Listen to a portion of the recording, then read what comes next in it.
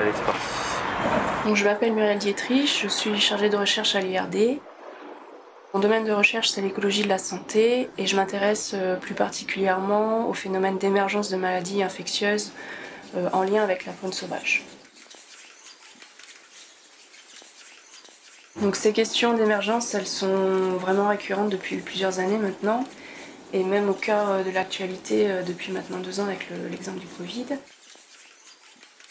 Et donc c'est vraiment important de comprendre comment circulent les virus dans les populations de chauves-souris qui sont des espèces réservoirs et de comprendre quels vont être les mécanismes qui vont favoriser justement l'émergence de virus dans les populations humaines.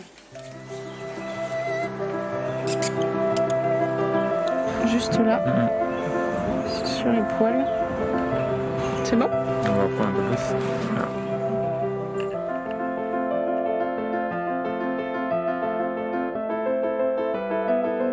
Tu peux marquer qu'elle a la joue gauche blanche, une petite tache blanche.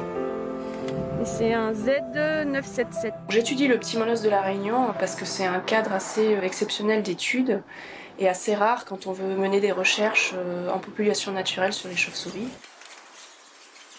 Du fait de son abondance, c'est une espèce qui est assez facile à trouver et donc à suivre pour des études sur le long terme. Le petit molosse, c'est une chauve-souris qui est endémique de l'île, c'est-à-dire qu'on va le retrouver qu'ici et pas ailleurs. C'est une chauve-souris qui est relativement petite, elle pèse environ 6 grammes, donc à peine plus qu'un morceau de sucre. Elle est de couleur marron, assez uniforme. Et donc pour toutes les questions de risque de transmission d'agents infectieux à l'homme, c'est une espèce super intéressante à étudier.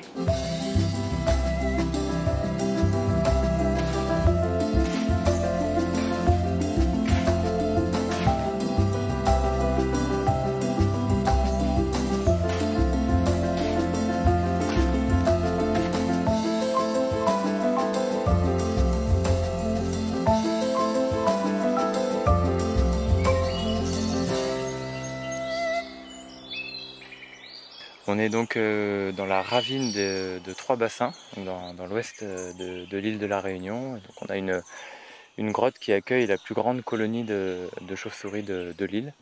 Donc on vient visiter cette grotte tous les 2 à 3 semaines pour faire des prélèvements de fesses. On va ramasser des crottes de chauves-souris sans capturer les chauves-souris pour éviter de trop les déranger.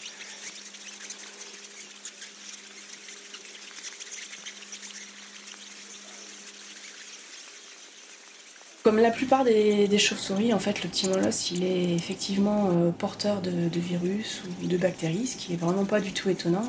On a pu mettre en évidence, par exemple, la présence de paramyxovirus, de bactéries leptospires ou même de coronavirus. Donc on a mis en évidence les pics d'infection à certains moments de l'année.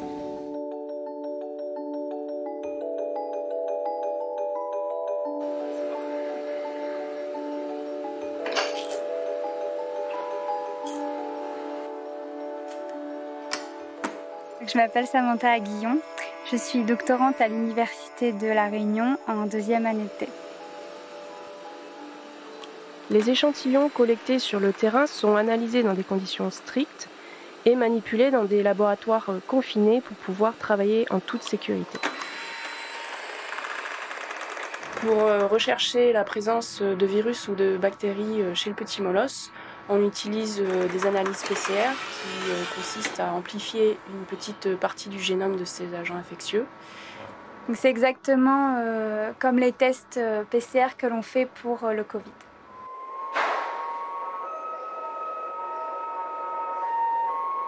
Suite à l'analyse PCR, on obtient ce type de courbe.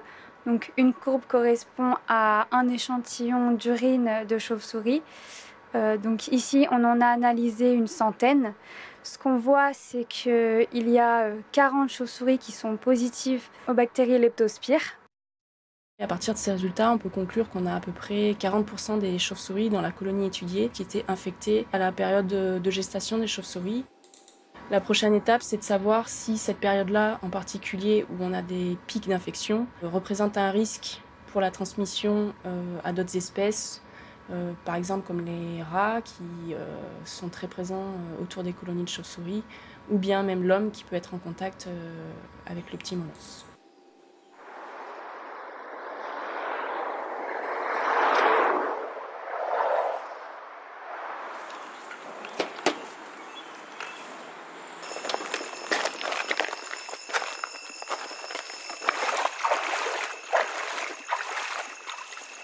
En fait, le petit molosse, c'est une espèce qui est assez commune à La Réunion et qui va occuper de nombreux habitats, très souvent en milieu urbain. Donc on le retrouve dans les maisons, les bâtiments, les ponts. Et donc on aimerait tester vraiment si les chauves-souris qui vont habiter en ville, est-ce qu'elles sont plus stressées et est-ce que ça peut avoir un impact sur leur susceptibilité à contracter des infections. Et donc on va installer en fait chaque soir sur notre site de capture, donc à la fois des pièges pour pouvoir capturer les chauves-souris qui vont sortir chasser à la tombée de la nuit, mais aussi tout un dispositif où on va avoir tout notre matériel de mesure, de collecte des échantillons biologiques.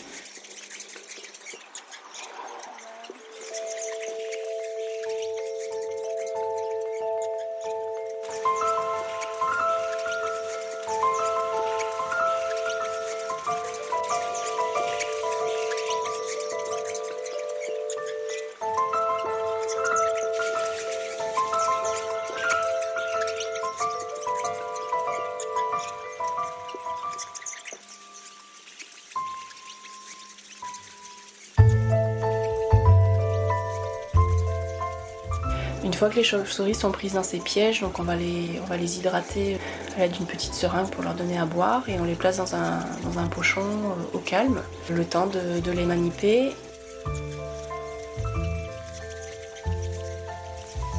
Donc on va commencer par déterminer des critères comme le sexe, l'âge, le statut reproducteur des individus.